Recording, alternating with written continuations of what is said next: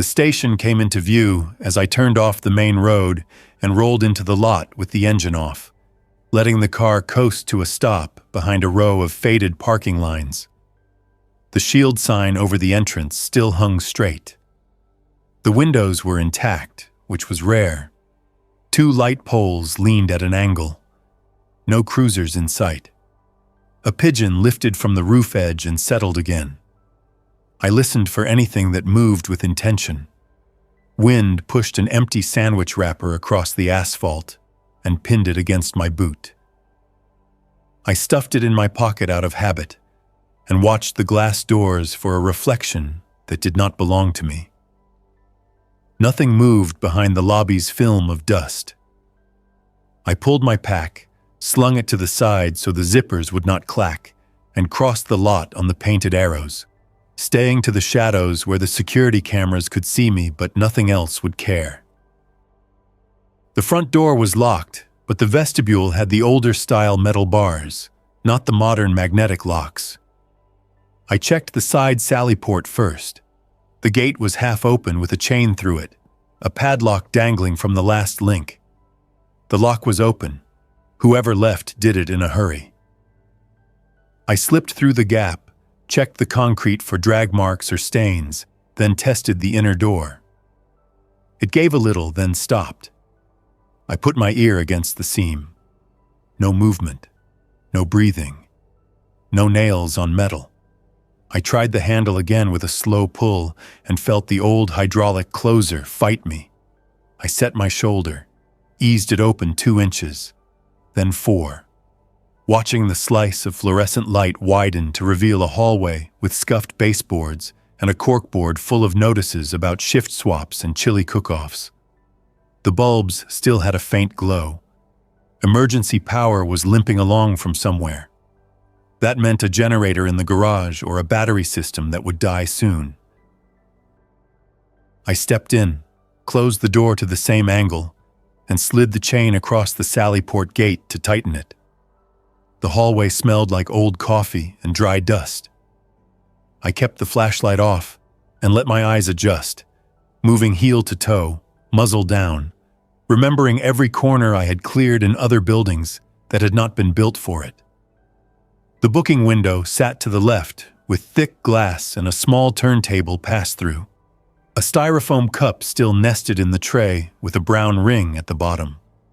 The door to records was ajar. I put a toe against it and pushed until the stopper held. Inside, tall shelves carried boxes with dates and case numbers. I stepped in sideways, keeping a view of the door, and ran a finger across a box to check how long the dust had sat. It lifted in a clean line. Weeks, maybe longer. At the end of the hall, the secure door into the cell block required a key card. A strip of tape labeled "Holding" crossed the window in an X. I tried the handle. No give. I leaned in and listened. Far away, something tapped in an irregular pattern. Not a walk, not fingers. Plumbing, maybe. I backed off, noted the angles, and kept moving. The watch commander office sat right where the floor plan suggested it would be. I peeked through the wired glass. A uniform blouse on a hanger, a dry erase board with call signs, a scatter of keys on a chain, dropped so hard the ring bent. I did not smile, but I knew what that meant. I checked the door, unlocked. I slid in, closed it, and let out a breath I had been holding without meaning to. On the desk, a set of drawer keys, a box of evidence labels, and a stack of incident reports with the top sheet signed and never filed. I pocketed the keys and opened drawers. Batteries, a spare radio mic, a desk pistol safe with a keypad and a keyhole. Someone trusted both. The key from the desk did not fit the safe. I tried the ring from the floor. 3rd key turned. Inside sat a duty pistol with a chamber flag, 2 magazines, and a sealed bag with 3 rounds labeled for test fire. I checked the sights, checked the magazine tension, and set it close. I am not proud of the relief that crawled up my throat at the sight of something that worked. I logged it in my head as recovered property and closed the safe with the key still in my pocket. On the shelf behind the desk, a binder marked Facility had laminated pages with maps of power, water, and communication lines. I opened it on the desk and traced my finger to the Generator Garage Bay 2 label. Transfer switch in the electrical room off the hallway. The note said, "Run no more than 2 hours on, 4 hours off to conserve." That was someone who had planned for short stays. The garage door into Bay 2 was closed. I found the side door with a push bar and eased it open. Inside, the smell of fuel was faint. The generator sat on rubber mounts with a handwritten tag. Tested last month. Fuel lines led to a day tank half full. I checked the oil sight, checked the battery disconnect, and traced the exhaust stack through the wall. The main breaker on the generator was off. I followed the conduit back out to the electrical room and found the transfer switch, an older manual lever type with a hard lockout in the middle. A note taped to it read, "Don't switch under load." I walked the corridors again, touching each light switch down. The glow in the hallway died section by section. The building folded into a calmer shape. I returned to the switch, moved the handle to generator, then went back and started the set. It coughed once, caught, and settled into a steady rhythm. The hum entered my bones and timed my steps. With power steady, I tried the dispatch room. The door opened onto a bank of monitors, most showing empty corners of a quiet town. The street in front of the station, the lobby, the side alley with the dumpsters, the roof hatch, the rear lot. I turned off the monitor for the front so the glow would not bleed through the blinds. In the rack, the base radio warmed up and threw a row of LEDs to life. I keyed the mic on a local channel. Static. I ran the scan list through. More static, a burst of distant voice that cut out before I could catch a word. Then a cold, looped message from the state office telling anyone who could hear that shelters were relocating to schools and community centers. The date stamp was 8 days old. I listened to the loop twice, then killed the volume to a level that would not carry beyond the door. I set a rhythm for the evening. Check doors, check windows, drink water. Wait. I went door to door, clicking deadbolts, dragging a filing cabinet to block the weaker of the interior doors, and tying handles together with flex cuffs on those old paired doors that loved to swing at the worst time. I hung a blanket over the lobby window with pushpins from the corkboard and moved the flag aside so it would not hang in the glass. I cut a trash bag into strips and taped them over the edges where light could leak. In the kitchen, I found a vending machine with a broken glass panel and a refrigerator that still held cold. A note on the freezer door said, "Clean me." Inside, a stack of frozen burritos had fused into a single block. I took one out anyway and set it on the counter, then thought better of leaving the generator running for a burrito and shut it down. The building sighed into quiet, but it did not feel dead anymore. The holding area kept pulling my attention.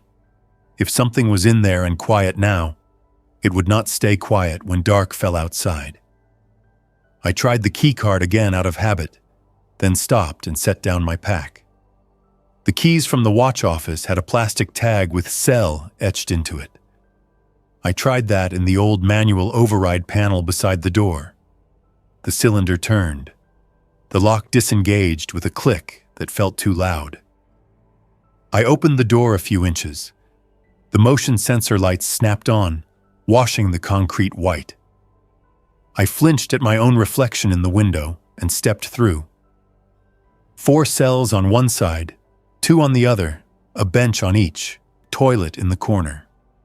The first cell door stood open. The second, held a rolled blanket in the corner and a smear on the floor that had dried long ago. The third had a man in it.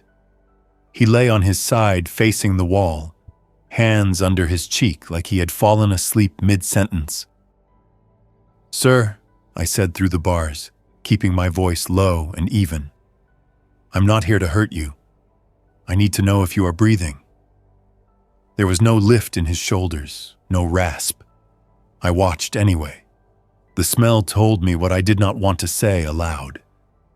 I kept the door closed and made a mental note to keep the entire block sealed once I left. The fourth cell door was ajar. I pushed it open with my foot and scanned the corners. Empty. A clipboard near the block desk held a single intake form that stopped after the name line. The pen had dried. I took the clipboard anyway. Paper was useful. I locked the block door behind me, turned the cylinder, and tested it twice to make sure. I moved to the second floor using the interior stairwell, counting steps so I could do it later without light. The landing put me near the conference room. The air up here had a stale carpet smell. An old projector screen still hung from the ceiling. On the table, someone had left an open map of the county with red dots along the main highway. I studied the marks. Each dot near an on-ramp, then a gap, then a cluster around the hospital, the high school, and the mall. It looked like someone tried to track calls or incidents by location. Red dots got thick around the police station after day 3. I traced my finger to a note in the corner. Avoid railroad underpass, bottleneck. I ran that advice through my head and locked it beside the map for later. Roof access required a key, the one labeled Mech Fit. I climbed to the gravel surface with the radio clipped to my chest and kept low near the parapet. The town lay out in quiet shapes.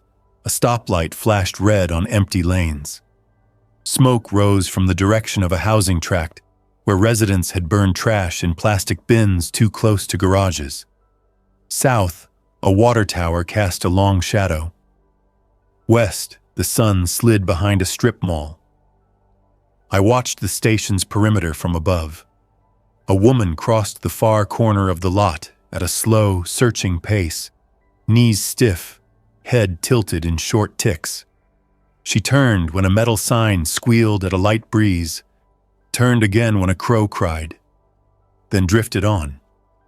I stayed until the line where sky met roof turned from color to steel, then climbed down and secured the hatch. Night at a station is a list of sounds that either belong or do not. The ice maker inside the refrigerator tried to cycle and failed. A roof vent clicked as it cooled. The emergency exit alarm by the stairwell gave a single chirp as the batteries reached their limit. I noted each sound and marked it harmless. When the scratch came at the Sallyport door, I knew it did not fit anything on that list. I stood in the shadow at the end of the hall and watched the gap at the bottom of the door. A pale shape slid through the beam from the exit sign and moved on. It returned. The shape was a shoe, shoving under the door as if the person wanted leverage. The outline was wrong for the infected. A hand followed, palm up, fingers spread, no blood, no bite marks I could see in that lousy light. A voice came short and soft. "Please, please, it's my sister." I hate choices at doors. I hate them even more in a building that could be right for a long stay. I moved to the Sallyport corridor, stepped into the vestibule between inner and outer doors, and kept the inner door shut. "Talk to me," I said through the metal. "How many? Who?" The voice was a man, early 20s by tone. He said, "2, me and her. Her name is Mira. She tripped on the fence. She's not bitten." He kept repeating that last part like it would make it true if he said it enough times. I hesitated, set a chair under the handle of the inner door to wedge it, and cracked the outer door an inch with the chain still threaded. The man pressed his face to the gap, but I kept the light from shining full on him. He had a white line across his forehead, where a hat used to sit. He breathed through his mouth and stared at the floor. Behind him, a smaller shape leaned against the wall, hugging a backpack. "You'll come in one at a time," I said. "You'll keep your hands where I can see them. You'll step into the vestibule and wait while I check you. If I say stop, you freeze." He nodded so fast I worried he might faint. I slid the chain down, pulled the door open, and guided him inside with a gesture, keeping the gap tight. He stepped through and lifted his shirt to show me his stomach without me asking. He turned his arms slowly. I checked his wrists, neck, and ankles. The skin under the dirt was whole. I used a disposable glove from the booking desk to trace around a scrape on his knee. Fresh, but shallow. I pointed to the wall and said, "Face front, hands up." He did. I moved him to the inner corner, locked the outer door, reset the chain, then opened and closed the inner door like a hinged drawbridge. "Send her in." The girl limped in. She had duct tape around her sneaker where it had split at the toe. Her jeans were torn at the shin with a swelling around a purple bruise. She bit the inside of her cheek hard enough to make a mark. She did not cry. I checked the bruise with a light touch and saw no break in the skin. Her gaze moved to the emptiness of the hallway, and then to the desk, and then to the ceiling, like she was catching up to the fact that indoor air still existed. I cuffed the outer door, let the inner door swing shut, then ushered both of them into the hall. The man thanked me. I cut it off with a short shake of my head and pointed to the kitchen. Water first, noise second. I set 2 paper cups under the tap and watched their hands tremble around the edges, not from cold, but from the kind of day that erases the hours between sunrise and sunset. I set a 3rd cup on the counter for myself and swallowed half of it without tasting it. "Names," I said. He said his name was Cole. She said her name as if introducing herself to a teacher on the first day. Mira, no last names. No questions beyond that yet. "You speak when I ask," I said. "You move when I say." Cole nodded. Mira nodded after him. I pointed to the conference room and led them up the stairs to the 2nd floor, where the sight lines were longer, and the doors could be blocked with heavy furniture if this turned into a mistake. In the conference room, I moved the chairs away from the windows and kept them busy.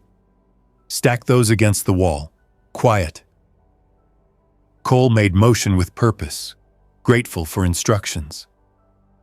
Mira sat for a second on the table edge, then stood and pushed with her leg braced, breathing through her teeth. I took a first aid kit from the mounted box on the wall, opened it on the table and handed her a wrap.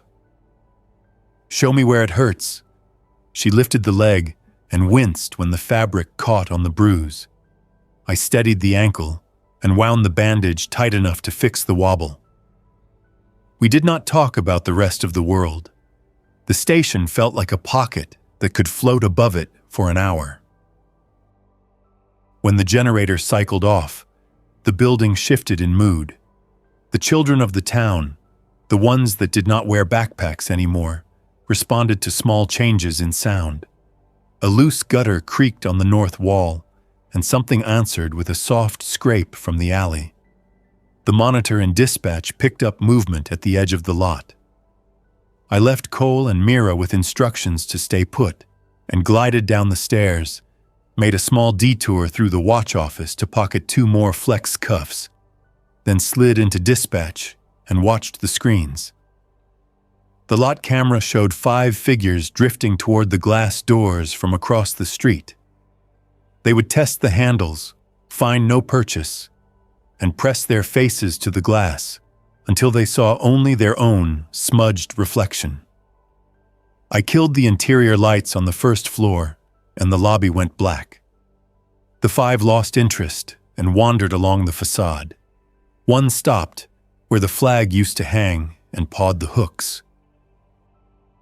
The roof camera drew my eye. A shape crouched by the hatch. Not human.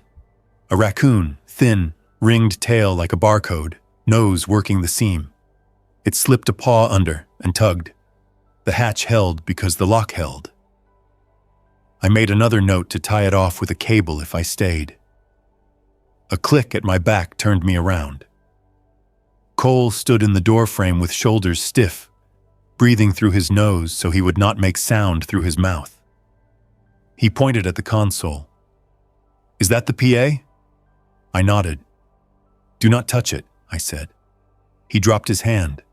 He wanted to do something. Anything. I gave him a task that would help instead of making a problem. Kitchen. Fill every bottle you can find.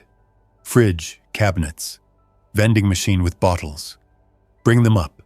Stack them by the conference table. Move slow. He left without another word. Mira stood at the top of the stairs when I returned, peeking over the railing. She held a flashlight like it was a bird she could not let fly. "Quiet," I said, and she nodded. She watched my hands and copied my pace. I liked that. No drama, just attention. She pointed to the map I had left open on the table. "Is this town?" she whispered. I gave her a short yes and tapped the station's square. She traced her route from the neighborhood by the river. Her finger stopped at the railroad underpass, and she tapped twice. "Bad there," she said, not describing it. I did not ask for details. The map had already told me. The station's armory sat behind a steel cage beside the locker room. The key on the ring fit. Inside, rows of long guns stood in a rack with tags hanging from the triggers. Most spaces were empty. A foam case in the corner held a taser. I pulled a shotgun from the rack and checked the action. The barrel was clean. The rack held a single box of shells with a post-it that read, "Training, do not use." I used them anyway, slipping them into a pouch. I took a can of pepper spray, a baton, and a duty belt from a hook. The belt was 2 sizes too big, but the inner Velcro held well enough. I felt stupid for a second, dressed in borrowed tools, then shut the cage and spun the lock until the numbers blurred. On the way back through booking, I heard a soft clink from the cell block door. Not moving metal against metal, more like something dropped inside and rolled to a stop. I stepped in quick, turned the key, and opened the block door a slice. The lights came on again and pushed back the corner shadows. The third cell, the one with the man, now had a wet mark under his mouth that had not been there earlier. The body did not move. The sound had come from the block desk. A set of keys had slipped off the edge and hit the floor. No one stood near it. Heat rose through my neck at that small wrongness. Then I saw the source. A vibration through the slab. The building had taken a hit. Something had started shoving on a door hard enough to shake the walls. I shut the block and relocked it, then moved fast to the front. The lobby camera showed the 5 from before, pounding with new interest. Something about the water in the air tonight, or the shift in pressure from the generator cycles had woken them to the idea of inside. I pulled down the lobby's metal hurricane shutter and gave it 2 cranks until the slats met the sill. The rattle of metal on metal rang in the open space, echoing through the hallway like coins in a tin. The figures outside went wild at the sound and pushed faster. A 6th staggered in from the sidewalk and pinned an arm in the handle. I kept the crank steady and closed the last inch. The shutter locked. The arm outside flopped from the handle and lay wrong on the concrete. The owner did not notice. He turned and bumped his shoulder against the glass again and again. Back in dispatch, I took the radio mic and flipped to the citywide public channel. I had no illusions that anyone would answer, but I said it anyway. Station secure, do not approach, avoid front lot. Static. I checked the roof camera again. The raccoon was gone. The hatch was still shut. I switched to the alley camera. 2 more infected had found the side door and were testing it with the patience of broken metronomes. I scanned for a distraction and found one. A cruiser sat in the rear lot under a light with the driver's side window down an inch. I took the ring of keys, jammed the watch office hat on my head to break the shape of my hair, and slipped out the back with the shotgun ghosting my leg, staying low along the brick line. The cruiser smelled like stale sweat and armor cleaner. The keys fit. I turned the ignition to accessory, and the dash lit up with a scatter of dead warnings. The siren still had power. I set the selector to a steady warble, but I did not hit the switch. I took a deep breath through my nose in silence, then flicked the siren on for half a second and off again. The alley heads snapped to the sound. I did it again, then again, counting 3 seconds between so that the pulse would echo off the post office across the street. On the 4th pulse, I slammed the light bar on and left it spinning. The beams painted the brick like a signal flag. The infected at the side door drifted toward the rear lot, drawn to the most arrogant thing in earshot. I slid out of the cruiser and back to the door, key ready, and slipped inside before the party arrived. Upstairs, Cole had stacked water like bricks along the wall. Mira watched the lot through the tiny gap in the blinds. Her eyes tracked the movement below with attention, but no curiosity. She had given up trying to understand why any of them moved where they did a long time ago. Cole asked, "Can we stay here?" I said, "For now." I did not promise anything else. I walked them through the rules in short, clear lines. Do not open a door without me. Do not touch a switch without asking. Do not lean in a window. Do not use the bathroom near the cell block, because the exhaust fan in there rattles like a drum and would carry to the alley. They nodded, both of them choosing to be useful. That made my next choice easier. We needed rest and a plan. I set the generator on a new schedule using the note's suggestion. 2 hours on to pump the water heater and charge the radio batteries. 4 hours off for quiet while we slept. I gave Mira the couch in the conference room with her leg elevated. I gave Cole the far corner by the cabinet. I took the floor by the door. I set a trip alarm at the stairhead using fishing line from a tackle box in evidence. Tied it to a stack of metal measuring cups that would clatter if the line moved an inch. I ate a stale granola bar and drank 1 small bottle of water. Mira watched me and mimicked the pace, small bites, small sips. Cole finished too fast, then looked ashamed. I handed him another bottle and did not say a word. Sleep comes in pieces in places like this. 10 minutes, the scrape of plastic against tile. Eyes open, silence, another 5 minutes. A soft click from a settling duct. Eyes open. The siren outside still spun on the cruiser, a low glow through the blinds. But the sound had died with the battery. I stared at the blank ceiling tile and counted backwards from a number with no meaning until my eyes closed again. At some point in the early morning hours, a distant pop cracked the air. Not a gunshot, something electrical. The town grid failing farther out. The infected in the lot twitched at the sound and swayed like clocks that had forgotten the time. The clatter woke us all at once. The measuring cups on the thread collided and rang like a dropped skillet.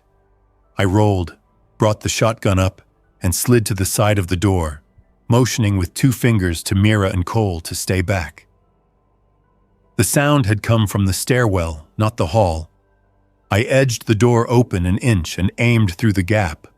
A shape moved into view. Not human tall, shoulders low, I squinted through the sight and loosened my finger.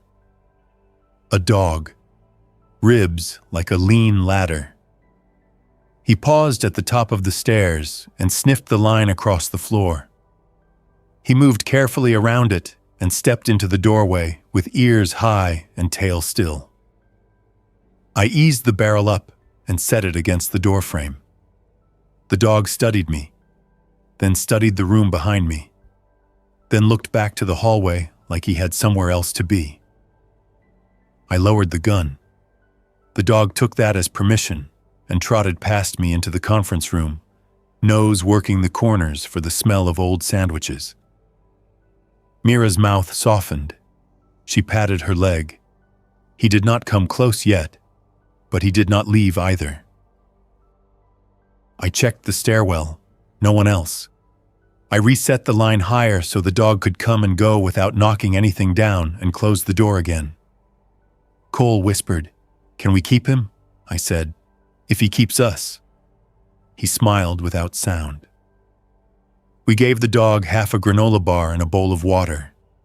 He drank steady, paused to look at each of us in turn, then stretched on the carpet with his chin on his paws. I watched his ears for the next hour. He would hear trouble before we felt it. Dawn pushed gray through the blinds. I ended the generator's rest cycle early to pump hot water through the pipes. While it ran, I took a fast wash in the locker room sink and shaved with a disposable in 3 minutes. The man in the mirror looked like someone who could answer a door with authority. I needed that. I brought Cole and Mira downstairs, one at a time, and walked them through the motions of a fire drill, from conference room to stairwell, from stairwell to hallway, from hallway to sallyport. Stop at every corner, listen, decide, move. Repeat it until the steps felt like muscle memory. Each pass, I added a job. Mira carried the first aid kit. Cole carried a bag of water. I carried the rest. The dog followed on his own terms, keeping one body length behind me at all times. On the 4th drill, I heard a sound at the cell block that stopped me. A rhythm that matched footsteps. Not dragging, not random. I put up a hand for silence and listened. The sound repeated. I stepped to the block door and pressed my cheek to the frame. "If you are alive," I said through the seam, "speak." A voice reached me, dry and thin. "Hello?" It was a woman. I closed my eyes, cursed inside my head, and fished for the key. I opened the door a crack and let the sensor lights flare again. She stood in the first cell, hands on the bars, face pale with dehydration. Her uniform shirt was security, not police. A name tag pinned crooked said J. Harper. A cheap plastic radio hung at her hip with a dead screen. I assessed the scene in a single slide of the eyes. No blood. No marks I could see. Skin dry and cracked at the lips. "I need to know if you were bitten," I said. "No," she answered, with a tired shake of her head. "I was locked in overnight when my partner left to get help. He did not come back." That fit with the notes and the dust lines. I looked down the row at the 3rd cell with the body. I wanted to say that I could not do this today, but the words would not help. "Back away from the door." She did. I unlocked it and stepped in, keeping the door between us as a hinge I could close fast if I had to. I checked her arms, ankles, and neck. She held still, eyes on a spot over my shoulder, like she did not want to crowd me. I stepped back, opened the door fully, and gestured her out. "Quiet," I said, and she nodded once, a clean, professional nod that told me she understood the code of the building, even if she wore a different badge. In the kitchen, she drained a cup of water and stared at the second cup like it might vanish if she blinked. I gave her half a protein bar, and she chewed it slow, closing her eyes on each bite to keep saliva where it needed to be. Cole introduced himself. Mira gave her name. Julia, she said, tapping her tag. It is Harper on the shirt. That is what the closet had. Her sense of humor was the kind that keeps a person steady. I took to her immediately, but did not let it change the plan. I sent her to the conference room with Mira and gave Cole the task of finding clean blankets. I did not leave her alone with a radio or a phone. Trust is a currency, and I was still counting bills. The morning brought a good problem. A city map and 4 people meant new decisions. We could hold here another night or break for a smaller target. The school shelters on the state message were not a plan anymore. The water tower had a ladder cage and a locked base. The fire station 2 blocks over had tighter doors, but more windows. The Department of Public Works yard had chain link and steel plates. I traced those options on the map and listened to the radio for new noise. Static held. The infected in the lot had thinned to 2. The others had drifted toward the grocery store up the street where pigeons fought over a bag of chips on the steps. Julia joined me in dispatch, moved her eyes over the screens like she had spent a lifetime doing it. This used to be my beat, she said, and then stopped, realizing the past tense had more weight now. You know the back alleys? I asked. She nodded. The car wash has a drain that runs under the fence, she said. Kids used to crawl through it to spray each other for free. It opens near the Public Works south fence. She traced it with her finger. A path under sightlines. I liked anything that took us where eyes could not follow. We move at lunch, I said. Noon was always a strange quiet. The infected slept in doorways or stood in shade. Those that still moved did it in slow arcs. The heat settled arguments, even in the street. With a plan in place, I scavenged for anything that made movement easier. In evidence, I found a Pelican case with a drone that had not been signed out. The battery was at 20%. I charged it for 10 minutes on generator, enough for a quick peek. I launched from the roof, kept it low to avoid broadcasting to the horizon, and let it drift over the alleys. The city lay still. Trash gathered in eddies. A bicycle lay on its side near the bakery with a loaf of bread fossilized in the basket. The Public Works yard had one gate open by a foot. Inside, pallets of salt bags stood like a small city. I brought the drone back when the battery warning blinked and packed it with care. Before we left, I wrote a note and taped it to the inside of the Sallyport door. The message was simple. Safe for now. Do not break the glass. Check the back. If you enter, relock the cell block. Keep water running on generator 2 hours on, 4 off. Use the PA as a last resort only. I added a frequency on the radio where I would listen for the next 2 days at sunset. I left a half case of water on the counter as a marker of good faith for whoever came next that could follow rules. I took one last loop through the building, slowing at the cell with the man and speaking a quiet apology to no one. He had been here first. I was borrowing a place that belonged to the town. We staged in the Sallyport. Julia held the first aid kit now. Myra had the lightest pack. Cole carried tools. I took point with the shotgun and the dog at my calf. I would be lying if I said I did not want to shut the doors and pretend the day did not exist. But buildings keep you only as long as you respect what they can do and what they cannot. A police station is a sieve with rules and routines baked into its bones. I needed a fence line and dirt under my boots. I needed a place built to hold gravel and trucks. Public Works fit that shape.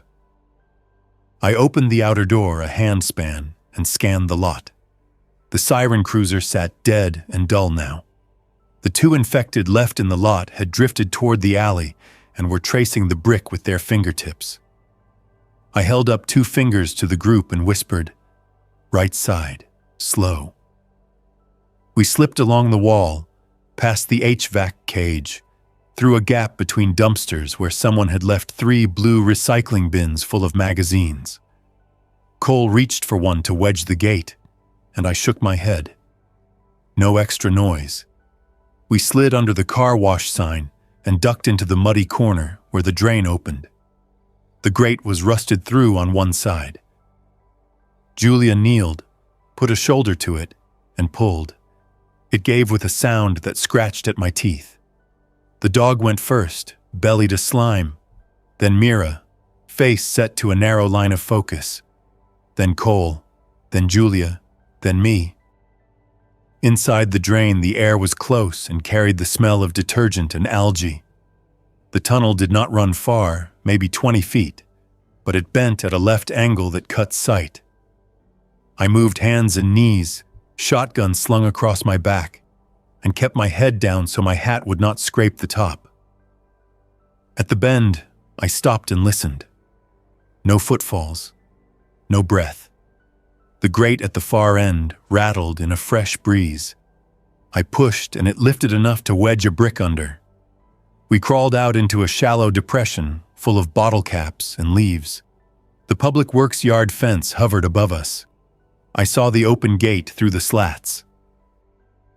We hugged the side of the building and crossed the yard in a straight line from cover to cover. A forklift sat with forks down and keys in the switch. I could taste the temptation to grab it and raise a barricade, but that would come later. First, we needed inside. The door to the office building was locked. Julia pointed to the window unit above it. "Kitchen window has a loose latch," she said. We circled and found the unit. 3 stories of cinder block that had been painted too many times. The window gave with 2 hard pulls and a slice of the putty knife from the toolkit. Inside, the kitchen was a relic from a municipal building out of time. Brown cabinets, a microwave older than me, and a poster about safe lifting.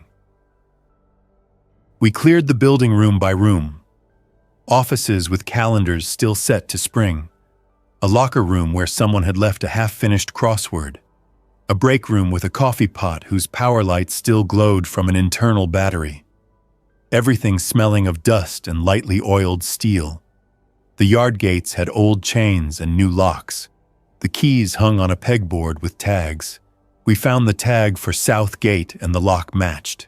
When I swung the gate open to test it, a squeal ran along the chain.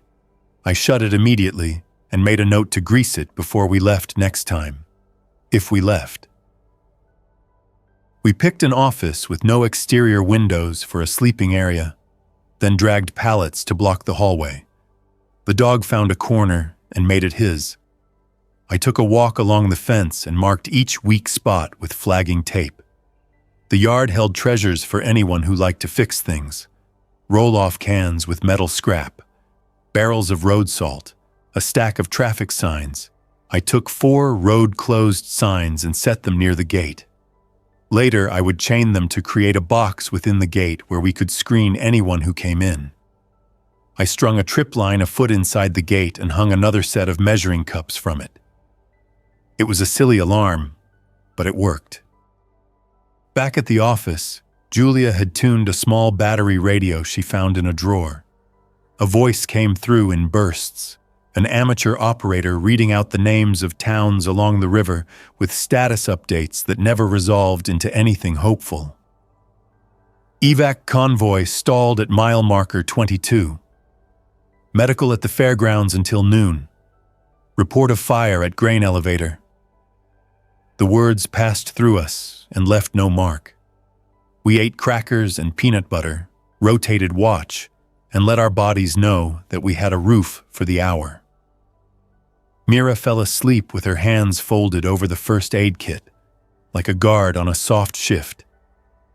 Cole wrote on a pad for the first time in weeks, listing things we needed that did not sound impossible. Zip ties, hose clamps, fuel stabilizer. In the afternoon, a sound at the gate pulled me up from the chair. A woman stood outside the chain link, hands out, palms open, showing me she held nothing. A child clung to her leg. I kept the shotgun down and walked to the fence at an angle without presenting myself as a target to the street. "Stop there," I said, and she stopped. Her voice was wrecked. She said, "There are 2 more at the corner. My husband and my father. We have a car with a full tank. We only need a place to sleep for a night." I fought the reflex to look left and right. She saw the hesitation on my face and went silent, as if she had learned that pushing a plea too hard made it weaker. This is how communities start without anyone planning it. One person inside a fence, one person outside with a child, a gate between them. A question. I looked past her at the street. The infected moved slower today in the heat. I signaled to Julia, who took position on the roof with the binoculars through the hatch we had discovered above the stairwell. She called down after a beat. "Clear for 1 minute." I unlocked the gate and opened it just enough for the woman and the child to slide in. I closed it and locked it again. "Your husband and father can come one at a time," I said. She nodded and held her child tighter. A minute later, the 2 men appeared, walking not in a straight line but in a pattern that kept their eyes on the street and off of me. Good men. I liked them for that alone. We ran the same checks as before. Arms, neck, ankle. Silence during the checks. The husband had a sprain in his wrist wrapped in a dirty bandage. The father had a bruise on his temple where the seatbelt had snapped him back. No breaks in skin. I brought them inside. We used the inner office as a receiving room. The dog sniffed each new person and then lay down again, comfortable in his new job. The new family had a sedan with gas and a trunk full of food that made my mouth water because it had been chosen by a person who still remembered recipes. Rice, canned tomatoes, evaporated milk, a bag of onions. The mother cried when she saw the stove. Not because of sentiment, because the knob turned and the flame held. She smiled when I pretended to scold her for leaving the burner on medium. As the day cooled, I went back to the station alone, crossing the drain with the dog pacing at my heel, to fetch the rest of the water and the binder with the maps. The station felt different when you know you will not sleep in it again. It shrank, losing the stretch it had had when it held distance from the world. I lifted the binder and took one last look at the dispatch monitors. The lobby showed a child's handprint on the glass that had not been there in the morning. Small, with a smear. The alley camera showed a man in a faded work shirt with grease on the sleeve, face turned to the door as if waiting for it to answer a question. I shut the monitors off and left the building as clean as I could, closing doors, tying off handles, sealing the cell block with the key, and sliding it into the gap above the door so only someone standing on a chair would see it. On the way back through the drain, the dog froze halfway and listened to something I could not hear. I lay still behind him and let my eyes adjust. A shadow crossed the mouth of the drain and then held, as if the owner had lost interest in the smell coming from the pipe. The dog's ears relaxed by degrees. He moved again. I followed, pushed the grate, and slid out to the yard with care. That is how it was now. Every move checked by the animal that had decided we were part of his patrol. At sunset, we tuned the radio to the frequency I had left on the note. Nothing at first, then a voice. Thin with distance but clear. Copy to any unit at the station. We found the sign. We did what it said. There are 6 of us now and an old woman who cannot walk far. We will try the drain at the car wash after dark. I keyed the mic and counted 3 in my head before I spoke so I would not sound like a person who had not heard a plan come together in a long time. Copy. Public Works yard south of the station. Fence with the yellow ladder. Knock 3 times. Wait. 3 times again. No more than that. The voice answered, Copy, and then fell to static. I looked at the faces around the table. Julia, steady, a pencil behind her ear. Mira, asleep, jaw unclenched for the first time since noon. Cole, alert with purpose, a list in his hand growing into a job board. The new family, already showing me where to put the onions so the smell would not carry to the yard. The dog, eyes half closed, ears still working. We were not a camp yet. We were a station moved down the street and sanded round so it would not cut us when we brushed against it at night. I do not know how long this place will hold. Maybe the salt bags will become walls and the forklift will lift curses along with pallets. Maybe we will grease the gate and teach it to open on a whisper. Maybe the road crews will become a watch with vests instead of uniforms and a whistle instead of a siren. I know this. The police station gave us a night when we needed a night. It was built to manage small disasters. It did not expect to outlast a town. I walked its halls in my head as the stars came up and counted doors I had locked. I replayed the sound of the measuring cups hitting tile and the small rhythm of a raccoon testing a hatch. I set the radio on the map at the center of the table, and we listened to static with a kind of attention that felt like prayer without words. At full dark, the knock came at the south gate. 3. Pause. 3. Nothing else. I stood, checked the line we had strung, and moved to the gate with the dog near my knee. Julia covered from the roof. Cole stood 5 paces behind me with the baton in his right hand and the road closed sign in his left, ready to lift it as a shield if the knock turned into a rush. I leaned to the crack and saw an eye, a boy with hair cut short by someone who did not have sharp scissors. I opened the gate just wide enough for one person at a time. An old woman came first, on a grocery store walker with cracked yellowed grips, her lips set in a line that told me she would accept help only if I offered it in a way that did not take her dignity. I put my hand under her elbow, and she let me guide her. The dog sniffed, approved, and walked at her other side. 5 more followed, quiet, eyes measuring the space. I closed the gate and locked it, and saw my hands do it like they had always known this gate in this place. We settled them in the break room. The mother with the onions started water for rice without asking me, which I appreciated because it meant the place had started to belong to more than my plan. The old woman asked for a chair near the radio. When I gave it to her, she put her fingertips on the speaker and smiled. "I used to listen to Stormnets," she said. "You can hear more with your fingers sometimes." I believed her. We ate quiet. We did not talk about where we had been. We did not predict where we would go. We counted spoons, set night watch, and shut doors on hinges that had never tasted this much work. In the office that would be our sleeping room, I unrolled a mat and lay down with my boots beside me and the shotgun within reach. I thought about the station again, the smell of coffee and dry dust, the note taped to the Sally Port door with instructions that belonged to anyone who could follow them. I thought about morning drills and measuring cups on thread, and the way the dog would wake before any of us. I did not use the word hope. I used the word next. I will sleep now for a few hours. When I wake, I will walk the fence and grease the squeal on the south gate with oil from the maintenance shed. I will send Cole and the husband to the yard to pull pallets for a better barrier.